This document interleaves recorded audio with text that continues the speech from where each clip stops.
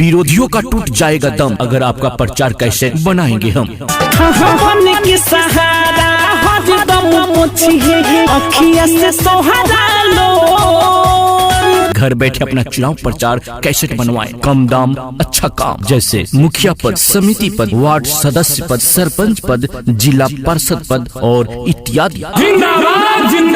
गायक और गायिका सिंगर राहुल सिंह, सिंगर आलोक आशिक, सिंगर सुमन यादव और अंजलि भारती, कोमल शर्मा। बहुत देख ली जमी अब आसमां देखेगा, बहुत देख ली जमी अब आसमां देखेगा, जमाना इस पंचायत का अब विकास देखेगा। संपर्क यूएस फिल्म्स ढाका, संपर्क नंबर 9199 1677 27, 91 28 38 0 860 और 62 024 91 346। यूएस रिकॉर्डिंग स्टूडियो ढाका।